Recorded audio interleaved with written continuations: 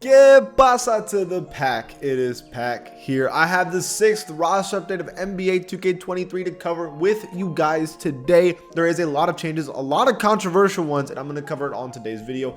If you like that kind of content when it comes to players' ratings, news, and changes, and all that kind of stuff, please join the pack and subscribe, and let's get it, man. The first team is the Philadelphia 76ers. Look, Joel Embiid goes +1, putting him in the MVP conversation. When you look at his per 36 points per game, there is very few players that have ever done what he's doing this season. It's like Wilt Chamberlain, James Harden, and him. That's like it, right? While also being one of the best defenders in basketball, he's in the MVP conversation for sure. Then you also have De'Anthony Melton -2. De'Anthony Melton was having a pretty good year for the most part, but that's because of all the injuries the 76ers have faced.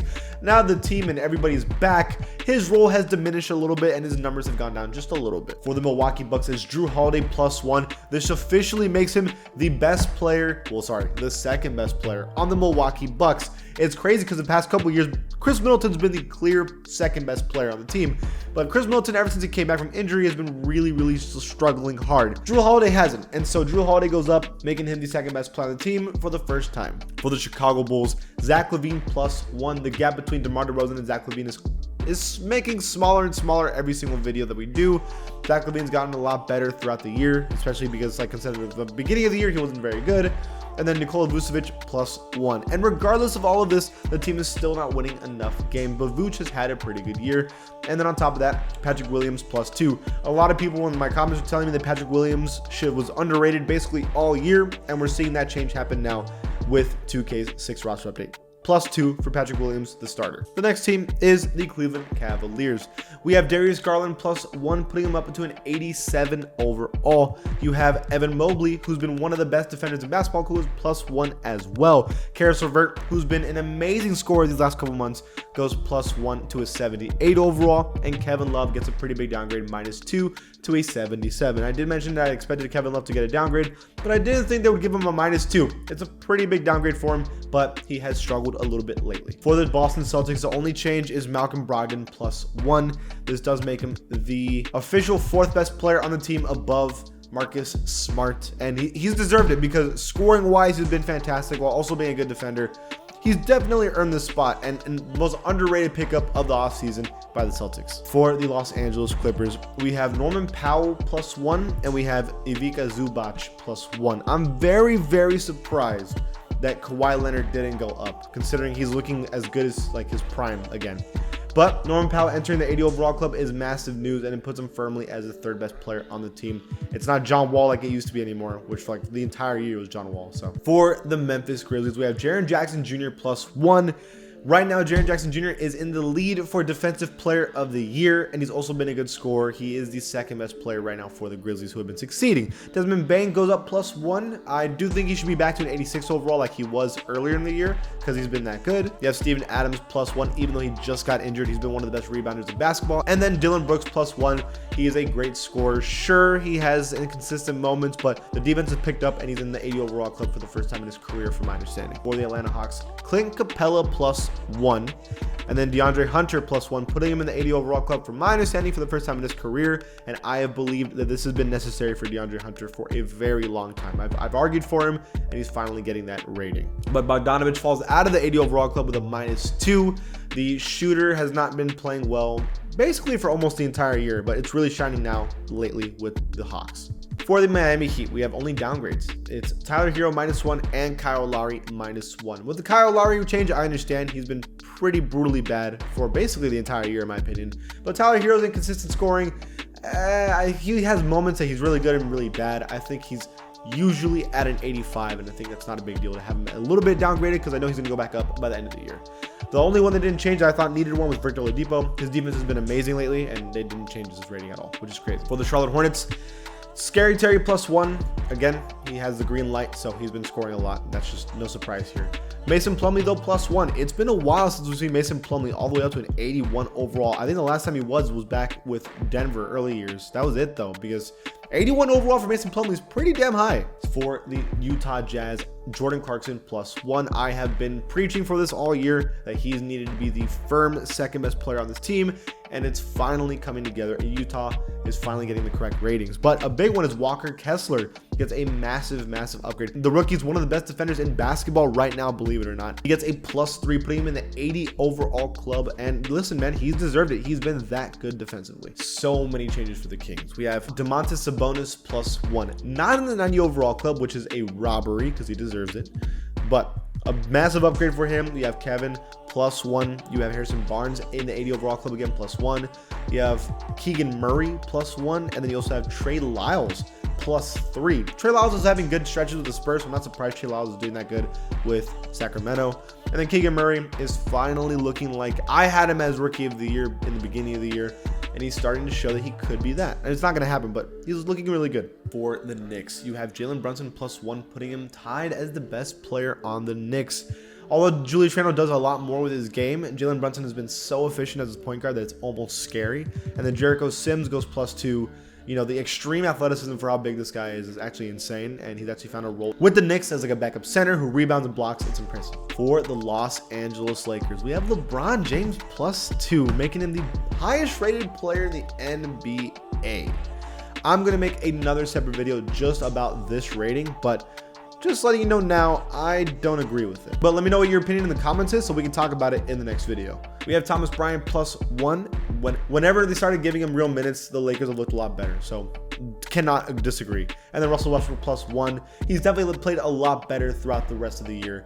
Now, I don't disagree that he was bad for a while, but man, is he such a good six man that I think he does deserve that +1. Orlando Magic, Markelle Fultz +1, making him the third best player on the team. His playmaking has been actually really good for the Magic, and I'm happy for him. You have Cole Anthony +1. He's been up and down for the past 2 years, and so he's almost in the 80 overall club again. For the Dallas Mavericks, we have Spencer Dinwiddie, who goes +1, so 82 overall, making him the second best player right now because Christian Wood's injured. You have Tim Hardaway Jr., who goes -1, and Jaden Hardy, the rookie, all the way back here, +2. Jaden Hardy is actually getting a lot more minutes and actually getting like an opportunity to play, so that's always a good upgrade for them. But man, are the Mavericks not looking good roster-wise after this update.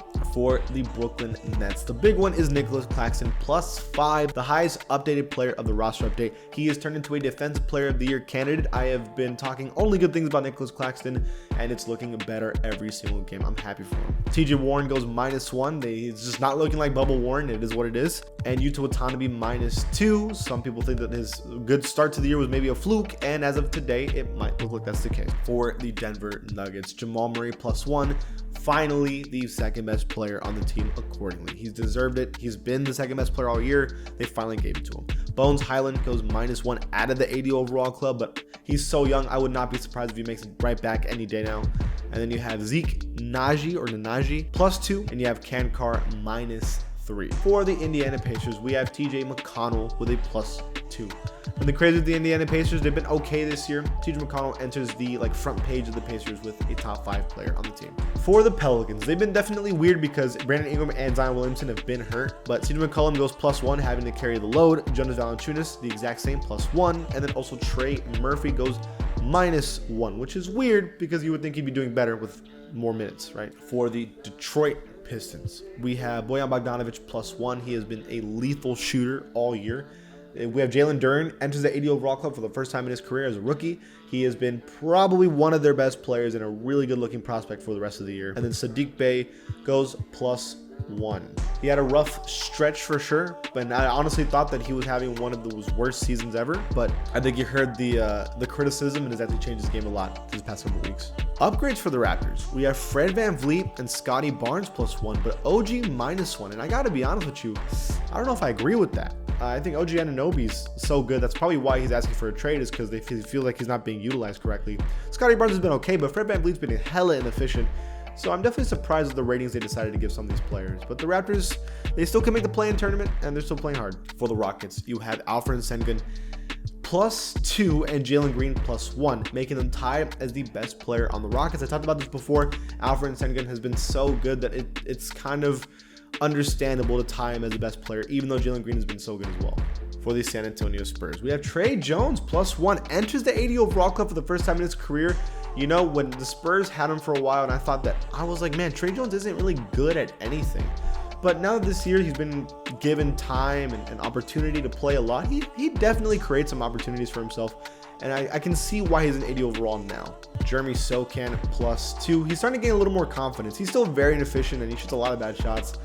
You know, he creates good baskets for himself, but he just can't finish. But he's a good defender and he hustles really hard. I'm okay with him being a +2, 75 overall for our rookie for the Phoenix Suns. DeAndre Ayton -1. It's crazy how weird this Phoenix Suns team has been. Mostly downgrades for most of the year, and DeAndre Ayton's another example of downgrades. It's just that, like, we know how good he can be, we know how good he is when he's playing well, but like in this Phoenix Suns team, he just hasn't been good lately. For OKC, SGA +1. Didn't I predict that SGA was gonna get a 93 at the end of the year? I don't care that the Thunder aren't one of the best teams in the NBA. SGA has consistently been dropping 32 a game for basically the entire year. You don't do that on accident. He's 93 overall for sure. Josh Giddey goes +1 to an 84 overall, probably his highest rating ever. And Jalen Williams back here gets a +3 to a 73 overall for Jalen. For the Minnesota Timberwolves, we have Anthony Edwards +2, surpassing Karl-Anthony Towns as the best player on the Timberwolves. Anthony Edwards has been carrying this Timberwolves team. Without Cat, I didn't think they'd be able to make the playoffs, but now they're looking like a genuinely good team, and Anthony Edwards has been a bucket. Luka Garza also goes +2. That's a name I haven't heard in a while since college. He, I didn't know anyone was going to give him a chance in the NBA, but apparently he's getting minutes and playing hard and using them well. For the Portland Trail Blazers, Damian Lillard +1 with Jeremy Grant -1. Honestly, Dame's been carrying this team really hard, and they're not looking good for it. They're actually not winning games, and Dame's trying his hardest, and it's not mattering. That's not a good sign for the Trailblazers if that's the case. For the Warriors, Andrew Wiggins -1. Yeah, he's been a little weird lately. Scoring wise, he has not been there. He's still a great defender in my opinion, and it's pretty efficient. But like Jordan Poole's the bucket, and Klay Thompson can hit so many threes that like it's hard to put Andrew Wiggins above them when he's just not really a crazy scorer anymore. He's kind of replaced Iguodala's role really. And then you have Anthony Lamb +2. He's been going up and up and up these last couple roster updates, up to a 75 overall. Actually having important minutes for the Warriors team, and that's why he's been that high. And finally for the Wizards, Kyle Kuzma goes +1 and Monte Morris +1. I've mentioned a couple times that I believe that Kyle Kuzma has been underrated all year. I think that he's actually been super impressive. I'm happy for him because I remember he really believed in himself and he thought on the Lakers he deserved a way bigger role and went to another team to prove that he could be that guy. On the Wizards, he's been that guy. They're not winning games, but they've also been injured most of the year. So I respect Kyle Kuzma for the upgrade, and an 84 overall for him is pretty damn high. And then for Monte Morris, he's a great playmaker, so of course he's going to go up. Now those are the major changes for this roster update. A reminder, comment what you think about LeBron James being a 98 overall so I can talk about it in the next video. If you like that kind of content, please join the pack and subscribe. I'll see you guys next time.